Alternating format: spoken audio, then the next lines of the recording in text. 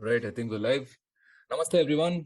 Very good morning to all of you. Thank you for so much for joining on what seems to be a very busy week, actually, this week particularly. And there's lots for us to discuss on this weekly. I'm joined by Abhishek Paul, Nirav Khanodra, and Prasanna Vishwanathan to take us through the news and events of the week that was.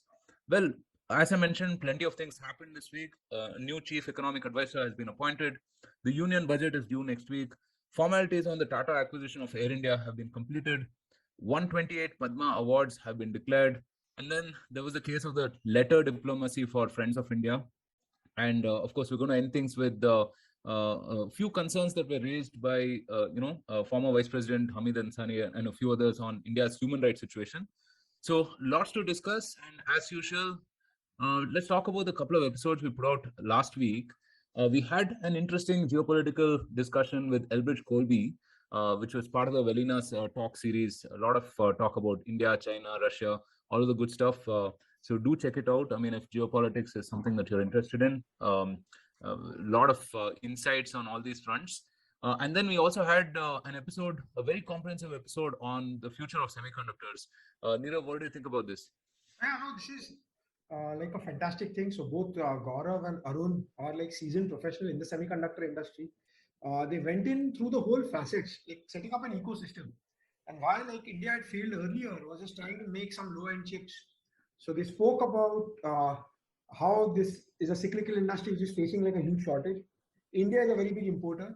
Indian government's PLI schemes to attract semiconductor manufacturing, right from the starting phase of like design where India is already present, to fabrication of chips, and at the low end, assembly of mobile phones and assembly of electronics, and talking about like things where other countries like Malaysia or Philippines dominate, which is like testing. So getting all of these things in place, this can make India into like a big export powerhouse. And India is almost not present in electronics, right? So it's a fantastic scheme, but also details about and the challenges in execution. So they've highlighted all of it. It does get like a little bit technical and a little bit wonky for people, but I would just say like for especially for like engineers, most engineers end up coding, but the ones who are interested in hardware, this is like a fantastic episode. Yeah, absolutely. I mean, it was nostalgic for me. Looking back at all of the stuff that I kind of learned in engineering, I suppose. Roshan, I'll just so this is like the latest issue of Swarajya. It's on Right. machine semiconductors. So all the content is there out on the site. Even Arun has written a piece who was one of the authors. So fantastic set of articles on semiconductor. India's semiconductor machine. In fact, kind of touches upon a lot of. Even I watched and even shared the link of this particular webinar session. Really, really, really insightful.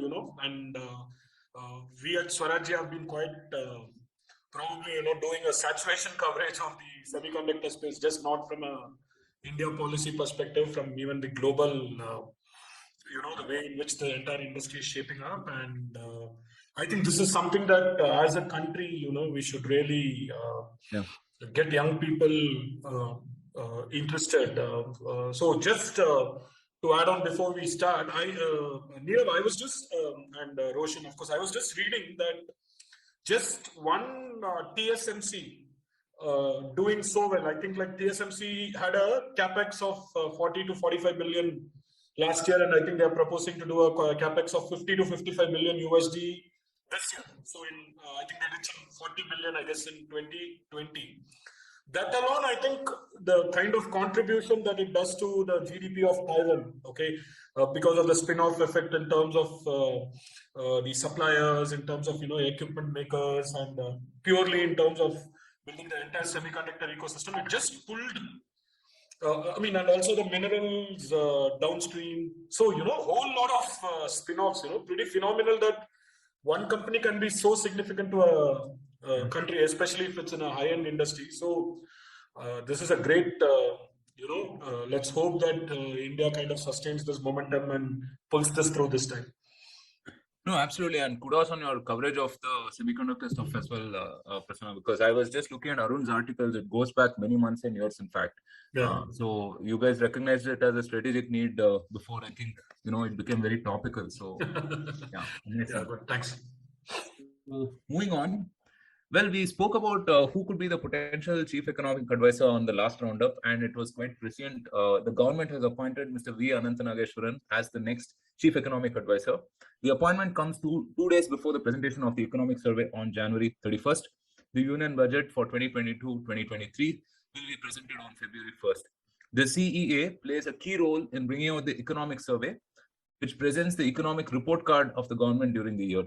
Mr. Nageshwaran has been an economist, author, teacher, and consultant, and has taught at several business schools and institutes of management in India and Singapore. Prasanna, you know Mr. Nageshwaran quite well. What do you make of this? No, I think it's a great appointment. Even you might have seen that hardly any discordant voices in terms of this particular appointment. Fine gentleman, very, very deep and rigorous thinker, with eclectic interest.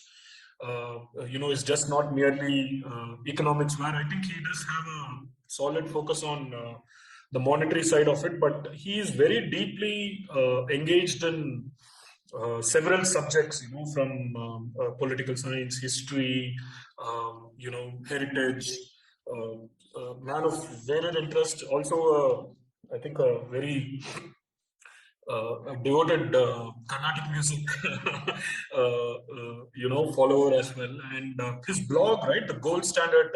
Even before I knew him, because he's at least returned three lead stories in Swarajya in the print edition. Like the cover story by Dr. Nageswaran. So I've kind of known to. Grown to know him over the years, but even before that, he used to write very regularly in Mint, where the departure from the typical group think, right? It's one marker that you could really discern, which makes him a very formidable person with a very independent streak of thinking. Like I've not really seen him being like a unabashed. Peddler of what we call as the economic orthodoxy, and he's been even during the Rajan days, right? Of course, with all respects that Rajan rightly deserves for his own academic credentials. Dr. Nageswaran is one of the very few guys, who was not like the enthusiastic cheerleader, let me say, like the rest of the media. And in fact, even when there was this controversy over the new series GDP data, right? Like he kind of didn't really support the establishment's so as to speak. He did bring in concerns around the methodology and all that. So man of his own mind, and has a solid. I think he's kind of worked in the industry, as well as I think his last few years have been largely on the academic space, and I think he had a very short year tenure at Kriya University there, and I think for personal reasons he kind of quit after a year.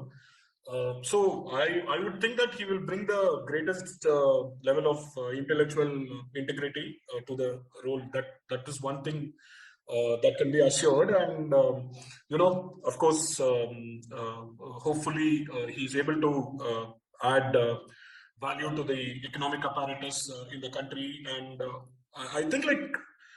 He's not very deeply engaged with the policy establishment, except for last 2-3 years, where he was a part of the Prime Minister's Economic Advisory Council, which I don't think so is like one very a body that kind of gets into the day-to-day policy engagement, right? But it's a very it's a fairly respected forum, and so he was part of that. So I'm sure that he's not like, of course, he's not like some of the earlier CEOs who have always been the part of the economic apparatus. So that way, he's had I think the last 2 years might have probably given him some sense of how the policy environment also works. And now that and I think this though is like a full-time hands-on role, where I think there is a regular periodic interface with the finance ministry, and I think you have a very significant role to play in the policy conceptualization and all that. So I think it is perspective that he brings in, which is not like completely a function of having worked in the establishment for years, which is I think a very good thing. I'm sure this is a very very good appointment. And last thing that I wanted to say is that even the previous CA, Mr. Subramaniam, who's a well accomplished academic from from what's that B school in ISB. ISB. Sorry. I mean, meaning no offense, I just slipped my mind. So I think he's gone back to the academy, and I think he too was a very fine choice. I think government has kind of learned from the Arvind Subramaniam, episode, and then I think they're just being very thoughtful in the people that they want to hire as a CA. I mean, people with independent streak with a certain level of intellectual gravitas, but probably who are not like very deeply embedded in the. I think we kind of spoke last year, right? Like the orthodoxy, or probably who have 1 feet on the the economic academic establishment in the US, and kind of play their tunes as well. So they want like people who can have a very independent perspective. So that way, kudos to the government for getting the last 2 appointments right, and personally very happy for Dr. Nageshwaran as well. Though I'm not sure how much would his imprint be there on the latest economic survey, because he just was onboarded right last week. But I would think that he's going to add great value to the role in the next 2-3 years of his tenure. You think the data collection will change under him then? No. So okay, see, data collection is like a big issue, just because of like the quality of data, the way it is collected, what we are measuring, and that's the whole bureaucracy. It's a complex thing, right? You can try and like tweak it, make it move towards the right places. But so I also personally know Anand. I have been reading his Gold Standard blog and his column in Mint, also called the Gold Standard, for many years. And I had bumped into him at one event in Singapore. That time he was the chief investment officer of Julius Baer, a Swiss bank. So one thing that I've learned a lot from like his repeated interactions from him, and how he will be different from the academics. So you see the CEAs, you had like Arvind Subramanian, you had Raghuram Rajan, you had Kaushik Basu. These are the ones that I can remember over like the last decade, right? And Karthik Subramanian, who was like an academic but based in India. What happens is the joke that we say in financial markets, why academics are very poor traders, because they say that the world does not fit their model. They don't say my model is wrong. They say the world doesn't work according to my model. And sometimes they're like, the way, especially Western academia works, that you have to deeply subscribe to an ideology, and you have to say everything else is wrong. And if their suggestions don't work, then you have to double down on them, because you can never say you are wrong. And one thing that Anand, you will notice it if you read it in his columns as well. We've discussed everything from politics to like financial markets, and his thing is be humble and be nimble. You can be wrong, then how do you correct your course, right? I think that is a very humility, ability to change one's mind. He has a lot of eclectic interests. He has views, and by looking at data on the ground, how can you either change course if you've done something and it's not working? How do you change course? I think that is a very great personal trait of his, right? And so that is something which will be really good. He will be working with Sanjeev Sanyal, who's the principal economic advisor.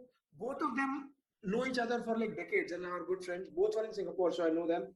And coincidentally, I met them at both of them. I met them on the same day at a talk where Arun Shourie was giving in like 2011. It's a funny story, but yeah. So absolutely, I think it's a great addition. And given his background in academia, has been more like kind of post-retirement, where he's gone in and been a visiting faculty, but he's not dyed in the blood tenured academic with like a lot of economic orthodoxy and sticking to one's views in an obstinate manner. I think that is a good appointment, as well as he has looked at India and Indian economy. He's been a fixed income research guy, equity research guy, a chief investment officer, investing in all of Asia, but a lot of it in India, right? So he has seen a lot, and so probably that's a good addition to the team for the finance minister. I wish him all the best, and his imprint will be seen in the policies after the budget and the next survey, next economic survey. So yeah. Right. So Vishal Biani in the comments says, "Hello guys. Do we know what are the one or two big economic changes that we can see with the induction of Mr. V. Anantanageshwaram, or will we see more of the incremental changes and overall direction is I, sound?" I don't think so. The CA role is in terms of Yeah. any kind of affecting any particularly radical policy departures, right? Like, see, there is a entrenched system in the place in the finance ministry as well, right? You have a whole set of different departments: Department of Financial Services, Revenue, Expenditure, um, you know, DPAM. So there's a set of bureaucrats who are largely the people who run the policy perspective. Of course, the overall political direction comes from the Prime Minister's office, and then the finance minister probably translates the vision into some kind of objectives for the finance ministry. But I think one thing that I did see the previous CA do well, okay, is in terms of um, very frequent interactions, writing copiously on educating the people who are kind of engaged in the policy debates, in terms of what the different policy actions of the government means. The communication part of the government policies, right? I mean, I'm sure they play a significant role in giving an input to the policies, but from a policy framing and execution perspective, it is more the ministry that does it. But one aspect that I'm sure Anand can, with his immense experience, even in writing columns in media, would be the communication part of the policy, which he could write, and I hopefully, even if he could take the communication even outside India in terms of the different media outlets, I think that will be very critical. The previous CA used to write like very lucid columns on, like, for example, I really like a couple of articles that he wrote on agri reforms, which unfortunately had to be abandoned, in a very, what do you call it, in a very accessible, non-academic manner, despite the fact that, he comes with a very, he's also kind of more academic than say like Anand in that traditional sense. So I would really hope that, that he can build on uh, the communication part of the policy. I mean, this is not political communication. This is like more in terms of, the communication in terms of giving a intellectual framework for what the government is essentially doing. Because politics is a very different job, right? The political communication is has to be much more complex, right? Because you're addressing such a segmented audience with and we are living in a diverse society and all that, but the communication job of a CA could be much more focused, right? It's essentially on the people who kind of want to get engaged in policy, who kind of are very interested in public policy debates and that kind of communication. So I hope that uh, Anand kind of builds on what has happened already. Right. All right. And more economic news. Finance Minister Nirmala Sitharaman ji is all set to present the union budget on February 1st. All eyes are on the budget yet again, as the announcement will come amid India's battle with the third wave of the COVID-19 pandemic. GDP estimates will be a key number to look forward to. Growth is expected to witness a V-shaped recovery for FY22. Recent data released by the center shows GDP rising to 9.2%. However, the rising number of Omicron variant cases will continue to remain a hindrance. Many expect the budget to tackle problems of economic recovery and increasing industrialization. The government is expected to introduce promotional schemes and incentives for a few growth and employment oriented sectors. Abhishek, what are your expectations from this budget? Yeah, so as you said, the current year numbers look very good, but that is on the back of a year with a big decline, right? So what happens in the next financial year actually sort of gives a more fair idea of what is the trajectory going to be going forward. And so I think the government has sort of, as usual, a pretty tricky balancing task in which there are various priorities that need to be sort of looked at, right? So number one obviously is to keep the growth momentum going, and then you have to signal a continuity in terms of your reforms, right? While the agriculture one might be looked at as an aberration, but the general thrust of work, continuing to work on various reforms, including, let's say, the good current status on disinvestment, right, with the Air India disinvestment happening, right? So continuity of reforms is another thing, and then the taxation related matters will require giving a good signal as well as ensuring continuity and stability on that front, right? So I expect the strategy of our Atmanirbhar Bharat to remain in focus, right? We'll continue to build on the work done on, let's say, the PLI schemes. I think infrastructure spending will continue, right? Because that is quite crucial right now. Uh, Healthcare sector, I think, will get a significant look at, given the sort of it is the fact that it is getting stretched during a pandemic and definitely needs support, right? Then there is also the matter of twin things, right? Like there is a global issue of inflation, right? That is happening everywhere for various reasons, including, let's say, supply chain related issues and all that, right? So inflation has to be sort of kept in check. At the same time, consumption has to be boosted. So that's the sort of balancing act that has to be done, right? I'm not expecting, very big tax cuts or changes in slab rates. It might be something incremental that happens. Some suggestions have come in the sense of increasing, let's say, the home loan deduction or for medical related expenses, right? So those kind of exemptions will probably get a look and some improvement, which will benefit the middle classes. But overall, I think the government will look to sort of, keep continuity, right? And I mean, there are global headwinds also which could happen, right? With let's say the Russia Ukraine issue and all that. So government will probably need to keep some ammunition with them, right? In case of any uncertainty that suddenly happens 2 months, 4 months down the line.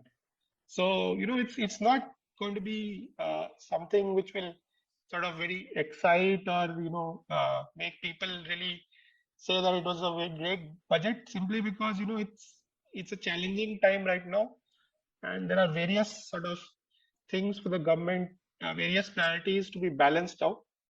But I think overall, if the government gives a signal of continuity of reforms and focus on the right areas, I think that will be a good job done. Go ahead, Neerav. Yeah, so adding a couple of things. So basically, what we've seen is like a little bit of a K-shaped recovery in post-pandemic, where some sector of people have done very well. What this has led to is because maybe the top 10% or the top 20% of the economy has done very well, our tax collections are much higher. So you look at, say, for example, my favorite metric for looking at India's economy is the GST collection number. So 2 years ago, our GDP has basically come back to roughly very close to 2 years ago, right? The pandemic, 1 year which we lost, we kind of recovered it back. But monthly GST collection has gone from 1 lakh crore to 1 lakh, so 1.3 lakh crores, right? So 30% higher. So what has happened is that the portions of the economy which are being taxed and like the formal sector has done quite well. The informal sector actually suffered quite a bit. So what we might see is uh, in this budget we might see more spending, a little more social spending to try and help those people out who have kind of regressed in the last couple of years due to the pandemic. So I think that is one thing which we could look at. Two is globally this has happened everywhere because of 2 years. Your government spending has been doing all the heavy lifting, so your government debt to GDP has gone up quite a bit. There are speculations, can't confirm, but India might open up its debt market to foreigners, make it a little more easier. More details are awaited. So what this does is like how in the year 2000, 2001, they opened up the equity markets to foreign investors. There are some issues about like capital gains tax and are they taxed per India rules or no. But if that is kind of sorted, what happens is that it allows greater financing of Indian deficits by foreigners, something what the East Asian countries like Malaysia, Thailand, Indonesia, etc. have, and they've done this after their own financial crisis, East Asian crisis in the late 90s, right? So I think that is another thing which might be there. But let's wait and watch. We'll know about it on 1st Feb. Probably we'll do an episode post the budget as well. So we'll see then. Yeah, should be interesting for sure. Moving on. After 69 years, Air India officially returned to its founder, the Tata Group, on Thursday. After a meeting with Prime Minister Narendra Modi and Tata Sons Chairman Mr. N. Chandrasekaran, all formalities have been completed and the Air India disinvestment process is closed officially. After a competitive bidding process, the government had on October 8th last year sold Air India to Thales Private Limited, a Tata Sons subsidiary, for 18,000 crores. Aviation experts say that Air India is carrying a substantial number of latest aircraft in its fleet from both Airbus and Boeing, which could be a key strength for it. Nirav, what do you make of it? It's a great. So, see, this has been a fantastic thing, right? Air India was taken over from the Tatas, forcibly nationalized, so as to say, and now it's going back. Second thing is, Air India, when it was being operated by the Indian government, was losing about 10 to 11,000 crores a year, right? So at least we stopped this bleed. What the Air India debt was about 60,000 crores, so about 45,000 crores the government kept it, and Tata's will be paying 15,000 crores of debt, and they've injected 3,000 crores of equity. So that is one thing. Two is Tata has like two other joint ventures in aviation right now. One is Vistara with Singapore Airlines, and one is with Air Asia. So they are involved in the airline business as partners, and the Taj Group of hotels. They are involved in a massive way in hospitality, right? And finally, it's a service business. It's a hospitality business. Uh, Air India had gone ahead and acquired a lot of planes that was in the Praful Patel era. A lot of questions have been made about the procurement prices, etc. But the fact remains, yes, they have a lot of newer aircrafts. They have a lot of landing rights within India. And as the economy opens up, as tourism opens up, a lot of Indians who are traveling abroad were traveling via the Middle Eastern nation when they go to Europe or the US. So via either Dubai, Abu Dhabi, or Qatar. So some of that business can be taken back. And if Air India can provide the service that we expect in like a Taj Group hotel, right? I think it will be the premium flyer of choice for a lot of people, right? And a lot of businesses for like business travel. So that's what I'm hoping for. I think any transition takes time. See, there are a lot of entrenched people, there are a lot of vested interests, a lot of employees and unions were against the privatization. But Tata Group has like a very high, you would call social capital within the country, right? And there's a lot of trust on the group. So hopefully they can navigate these challenges well. It'll take a couple of years for the rosy scenario that I'm promising or I'm envisioning in my own mind, right? So I think in a couple of years we should see that bear fruit. Uh, Fun fact was that one of the Singapore Airlines actually modeled on Tata Airlines, like because Tata Airlines was the premium uh, airline in that time, right? Till the 50s and 60s, and then it is like kind of fallen away. So hopefully we regain the lost glory. And wishing everyone all the best to manage the transition. Right. Prime Minister Narendra Modi on Wednesday made a special effort to reach out to foreign academics, researchers, scholars, singers, and sportsmen. The letters are in line with the ongoing program to celebrate 75 years of India's independence. The government of India has launched the Azadi Ka Amrit Mahotsav to mark India's freedom struggle. The PM's letters acknowledge the achievements and contribution of the receivers' respective fields of expertise. Abhishek, this was quite interesting to see, right? Yeah, it's a unique, or you could say a new initiative and unique take on diplomacy, right? Where the Prime Minister of India is directly reaching out to various and people from various parts of society outside India.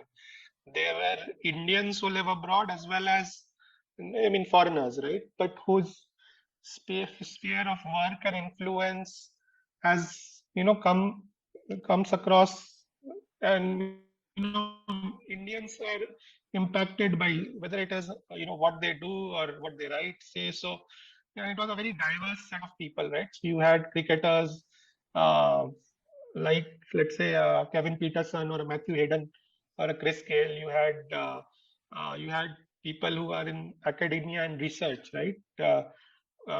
Who many of us have followed on Twitter, etc. Right? Like people like, let's say, Jeff Smith, who comments a lot on India and Indo-US relations, right? And these are people. I mean, typically, my observation was that the choices were very good. They were not, in general, with I guess one exception I found, but I'll leave that aside. So yeah, it's a very interesting sort of uh, way of reaching out to people. I think the idea was to reach out to independent thinkers and personalities, and I don't think um, so.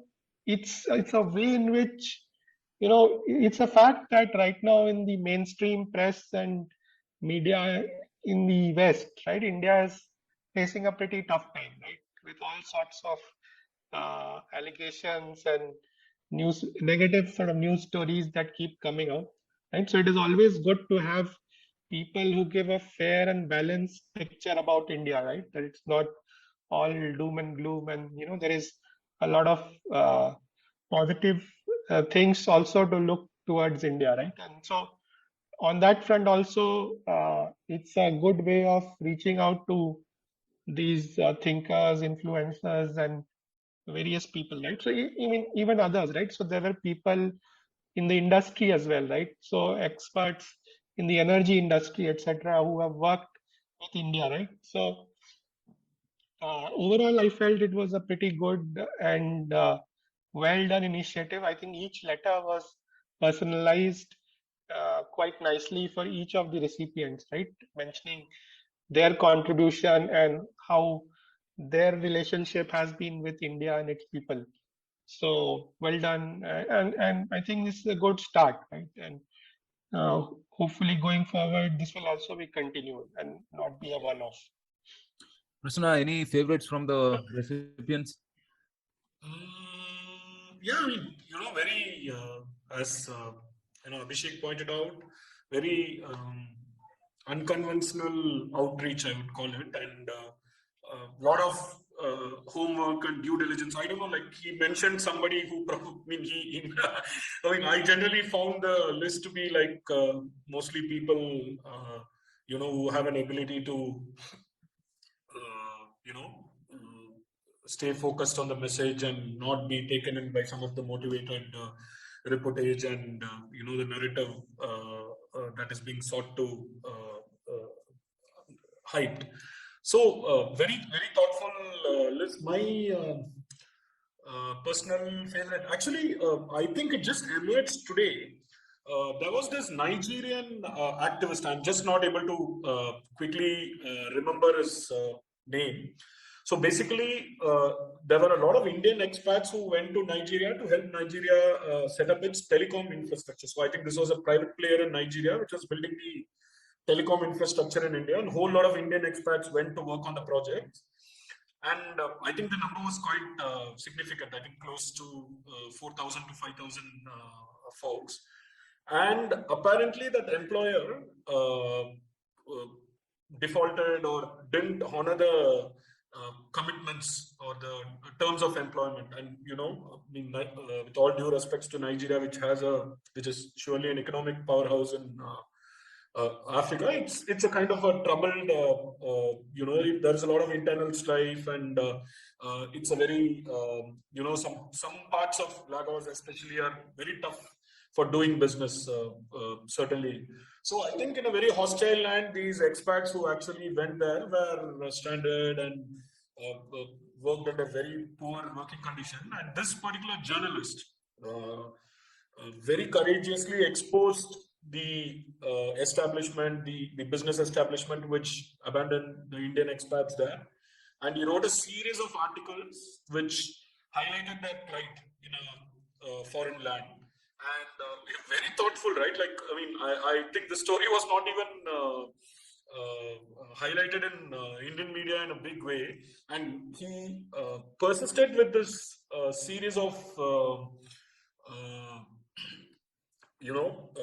reports on the plight of the Indian expats for almost a year. It's just not like a one-off piece. It's a sustained, persistent journalism work, and he was an independent journalist actually, which makes it like really good. So, in fact, I think he also shared his.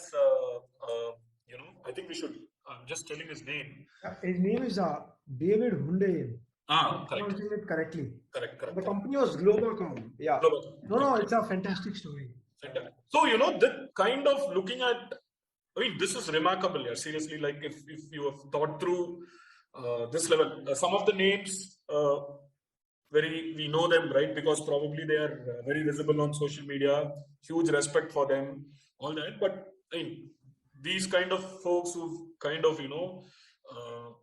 not necessarily in the limelight, and it doesn't suit, large sections of Indian media also to pick on stories like this.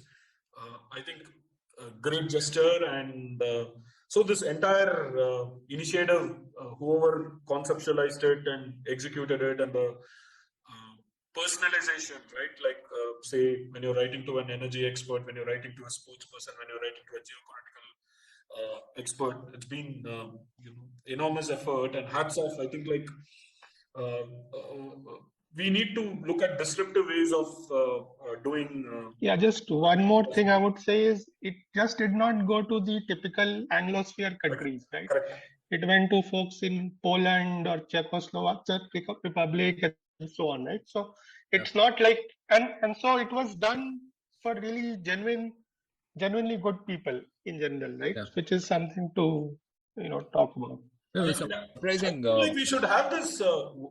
See, even I think this problem of this established media in the Anglosphere. Even I would think that the people there, right, the general population, or at least the significant section of the population, these Anglosphere media houses are completely discredited in the eyes of their people. Like the latest sort of writings emerging on the Netaji incident Yeah, tell you about the total disconnect they have. Like, not only are they okay, one can say that one has a certain slant of opinion that will color your writing, but totally ignoring the mainstream Indian opinion about Netaji and bringing their own angle out in the writing is quite ridiculous. See, for example, if see genuinely, say the Hitler, association being, if you're ignorant, right, like purely ignorant that this suddenly without you're not engaged with India, you don't know the context of our colonial struggle and all that. Bringing in the Bose Hitler connection for somebody who's ignorant, probably I would concede that they could get triggered, but take somebody like Edward Lewis, okay, the guy who's now the US editor of Financial Times. In fact, I think he's even married to a Indian. actually. And I think previously he was with The Economist, right, or one of the publications. I think he I think comes from a a kind of a royal family with Tory family. with a conservative political. I think his father was probably a part of the British parliamentary setup and all this, and he definitely knows, and that was like deliberately malicious attempt. Yes. And when, of course, I don't know, like a lot of people fell for that bait, according to me, because maybe a lot of people thought that he's a typical white, ignorant white media operator, which is not the case actually. I think like he's deeply networked with the Indian establishment. I think like he must be. He's in fact written one. Decent book, I would call that Strange Rise of India Despite Gods or whatever, which is again like very maliciously titled, but that's okay. I think that there was some decent effort to that. So, a guy of that, it's a deliberate blight, and a lot of people fell for it. And then he clearly used that, and then he goes on and doubles down. Actually, now, right, like phase one strategy, he attacked Bose, okay, and then by association with Hitler, then he kind of pretends as if he realized that he was little flippant in comparing and casting Bose as a fascist figure, and then now kind of completely changes the focus on Modi, doubles down on Modi and calls him a textbook fascist or whatever that you want. So basically, this is a very smoothly executed. So the amusing thing was, you forgot the Mein Kampf book sales reference. so that's like a circular reference kind of story. If you Google, there are many articles which refer many other articles, and it goes on. And it's quite shocking, right? Like India is the only country that there is not. Other than in my own state, Tamil Nadu, where I have seen significant Muslim leaders being very anti-Semitism. They might have never met a Jew in life, but like a lot of discourse that happens is anti-Semitic. Other than that, India is one of the very few countries where the majority community doesn't even nurture a bit of any anti-Semitism, and I think there is, in fact, I would call a rather an extraordinary level of reverence for the Jewish society and the state for their achievement and all that. And I mean, a lot of Israelis. No, but the thing is, Army Nirav, services the come to thing India. is, Nirav, that even Israelis are basically Hitler now to the West. correct. Yeah, exactly. So, so it's okay. I mean, like India is probably number 2 on their list. So, No, this entire thing of invoking it's quite sad that FT, which see, that's where I think this kind of cost of doing diplomacy for India shoots up because of elements. On one hand, we could always say that we should brazen out all this, and ultimately, our economic success story will take care of all this. I really don't think so. Actually, this is like a kind of a hate on a very easy target, because the consequences of this hate, like for example, like the Islamic community is so globally well networked that we can talk about it when Hamid Ansari topic is coming there. And see, anyway, I think the Christian world is in the control of the narrative largely, and and even many people within the Christian world are generally indifferent to any religious narratives. Anyway, because they can wield the power through so many instruments, right? So and of course you can't really go after the say a Jewish community, because one is extraordinarily well organized, well influenced, and I think they have kind of made sure that the historic memories of Holocaust or anti-Semitism, the entire fight is so well institutionalized across both sides of Atlantic by the Jewish community. They can't take them on without any consequences. So it's like one group which can be pissed upon without any consequence, and especially Edward Luce. I think he should be really ashamed of what he did and what he continues to do. Right. Coming back to the topic, right? Like this sending letters to friends of India, I think it's a very nice way to project and add to your soft power. You get people, you appreciate people who are doing some stories about India, which is helping common Indian people, as you mentioned, the journalist in Nigeria, people in Eastern Europe. My one, okay, obviously is very popular, is Kevin Peterson, not for his cricket, but for his rhino conservation. He's working with rhino projects in Assam and learning from the successes in India how to replicate it in Africa, right?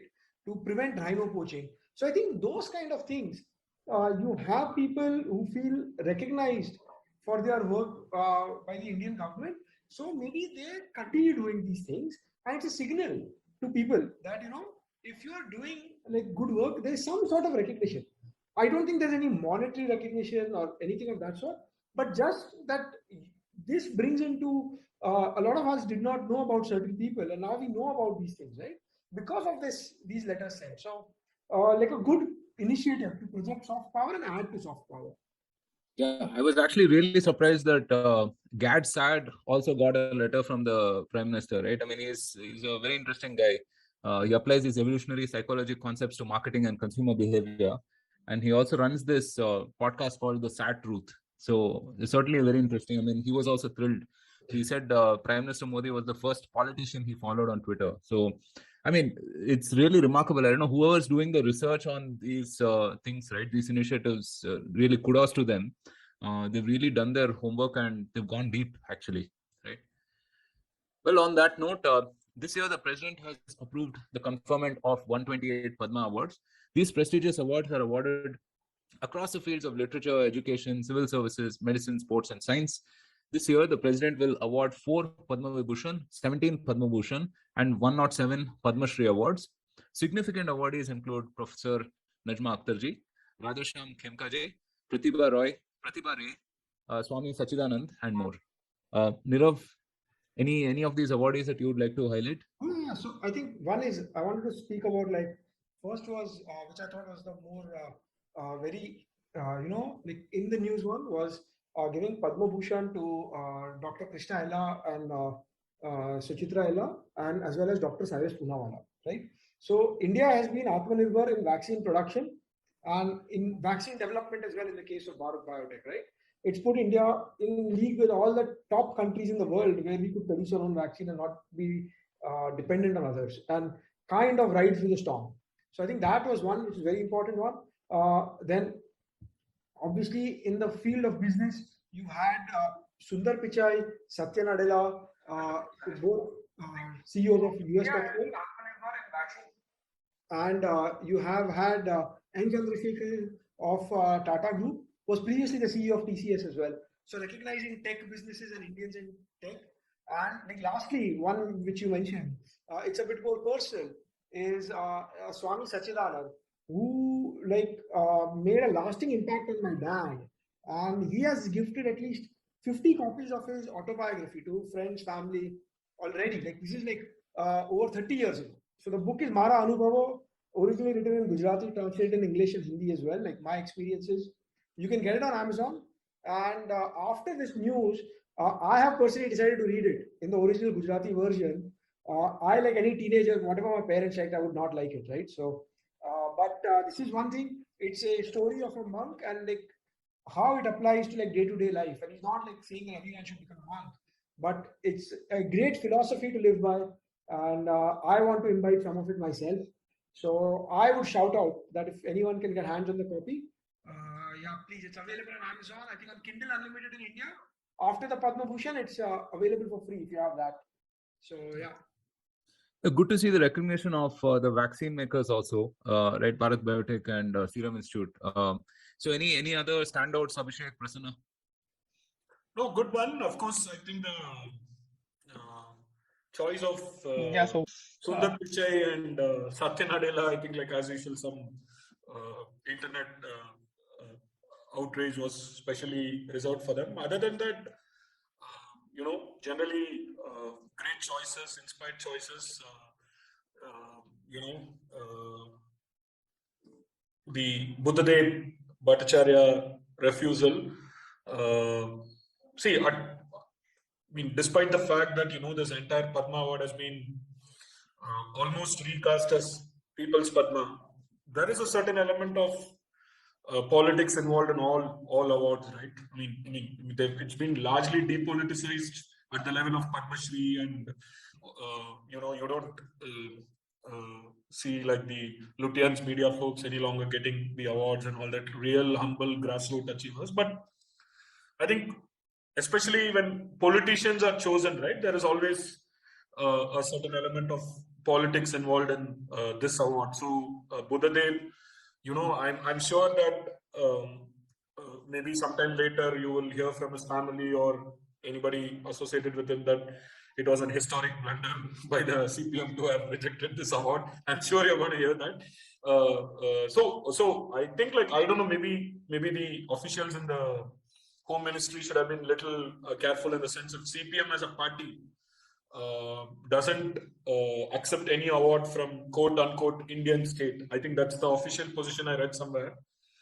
Then maybe if that was what was the case. So EMS Nambudripad had rejected it in the 70s. 70s, okay. So when this got announced, I think on WhatsApp to my friends, within 5 minutes, I said he will have to reject it. He has no choice. He will be Made to and reject it, and that's what rejected. happened. Right. So I don't know. Maybe whether all these scenarios were envisaged. No, I think it's fine for the government to offer, right? It just shows their other side mentality, right? Correct. So it's fine, I No, guess. it's okay. It's good that, I mean, in the sense that, you could probably, it might even more enrage some of the leftist ideologues in Bengal, because they're not really favorably disposed to Buddhadev, because they kind of seem like I mean, He's almost, not I met one very elderly, communist otherwise, enough.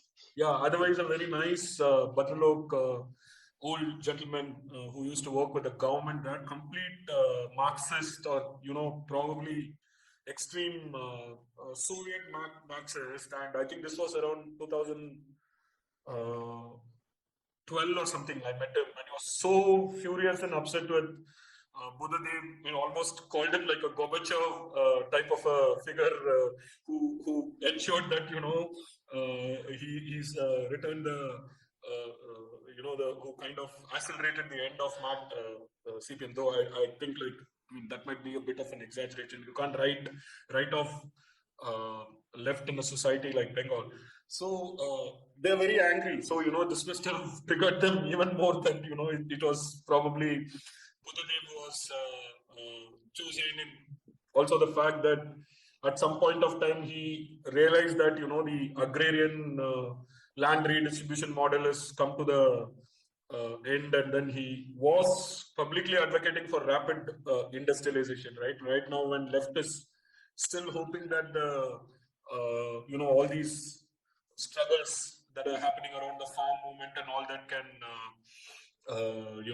converge into a revival for them. We pick and choose a communist Aparchek who actually stood for shift from a agrarian to an industrial society. That might have also triggered them, but anyway, I think it's how they are. And other than that, I think Ghulam Nabi Azad, I think probably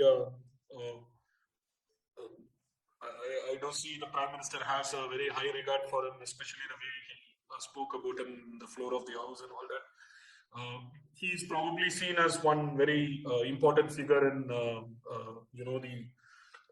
in terms of Kashmir's convergence with India. In that intersection, he's seen as a very critical figure. Other than that, great choices, we would say. All right. There was a bit of controversy, of course. Former VP Hamid Ansari and US lawmakers, that's a odd combination, have expressed concern over, to quote, human rights situation in India. As part of a reflective celebration of India's Republic Day, a Democratic senator and 3 Democratic congressmen expressed their concerns about democracy and human rights in India. They also said that religious authoritarianism and discrimination is taking place in India under Prime Minister Modi's government. They highlighted the CAA and NRC, saying the combination of the 2 bills could render Indian Muslims stateless. Well, Prasanna, your thoughts on what could have caused this? Especially for somebody who's been the vice president of the country, it's quite disappointing what Hamid Ansari is kind of reduced himself post his retirement from office. Maybe the message that he delivered and the platform that he delivered. Let's look at 2 things, okay? The message that he delivered is like one. It's not completely unexpected that someone like him with, who kind of his fairly overt about his religious orientation, and about he sees himself as a Muslim first. So he's deeply uncomfortable with the politics of cultural nationalism, or whatever he calls it. I mean, we could agree, disagree with the message based on your political, orientation, or your ideological worldview, or your idea of India, or whatever. But the platform, right? This whatever Islamic group in North America. I just tell you I mean, that group is like, I mean, it's one of the groups that is in the forefront of some of the most malicious and vicious propaganda against India, and all the 4 US congressmen, right, 1 senator and 3 other House of Congress members who have who kind of also attended the conference along with Hamid Ansari. They have been like uh, virulently anti-Indian, not just after 2014. They've been like the what you call the face and the voice of this anti-Indian lobby for like years together. I mean, and I would really think that it's all driven by probably the demographic within the particular constituency that they get elected from or whatever. That's different, but they've been I mean, running campaigns against India even during the previous UPA regime, right? Like, so this is not like one a set of individuals who are done. Even this Muslim group, right? As in 2013, they were campaigning to blacklist India because of the treatment of the Rohingyas. I mean, 2013 when UPA was in the rule. Okay, so these are like breaking India forces. I mean, like even let's assume that there is no NDA government in India, they will find a way to launch a malicious campaign against India, because this, I think, is a global Islamist project with deep linkages to the Pakistani network as well. In fact, the Indian Muslim Association president there, he is a part of another North American Muslim group, right? Which is the front of Jamaat Islami in Pakistan, and one of the directors in the group is actually an ex-naval officer of Pakistan. So this Indian Muslim group, it's just a plausible, what you call as the astroturfing, where there is one Indian Muslim group and then there is one larger Muslim group in North America. I think it's just like they know very clearly that there might be some reasons that they need to kind of maintain this facade of being different organizations, but it's unabashedly Islamist group of organizations that are working on very vicious anti-Indian agenda. And I'm sure Hamid Ansari he was a diplomat as well, right? Like, he's worked in several diplomatic positions. I'm sure he has known about the credentials of these organizations and all that. And despite that he chose us to glorify their platform is, I mean, I think it just speaks for itself. I think we should really not dignify someone like him the way that he's degenerated after quitting office. That's my perspective. Yeah, no, I mean, I think in the couple of episodes that we did on foreign media and stuff, right? I think all of this has to be read as part of state policy, if you ask me, right? I mean, it's not a random event that happens.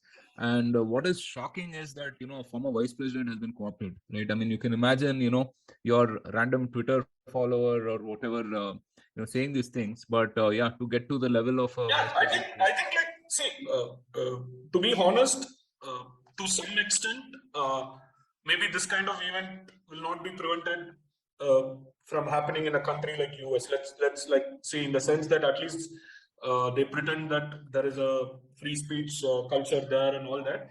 But I also agree with you that there are various organizations that are astroturfed by different elements of the US state, which are very roguish, which are typically used as a way to advance that foreign policy objectives. Of course, the objective of that particular astroturf organization might be in clash with the US's larger geopolitical goals, but from a tactical perspective, as long as they see a convergence, right? I think some of these organizations are pushed as instruments by the state forces. Like, see, the US society, one thing that I've always found as a good ground rule in understanding US is that one is a US society and then there is a state. Okay, the society is very vibrant, diverse, has a lot of things that we need to truly learn and appreciate. Okay, but US state is a totally different beast altogether, right? Like, it's a kind of a deep state permanent establishment which would do several things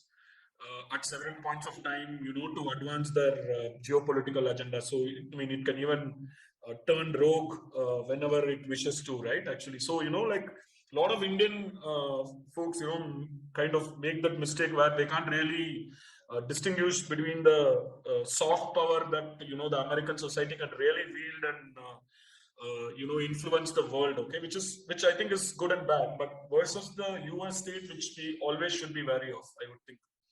Right.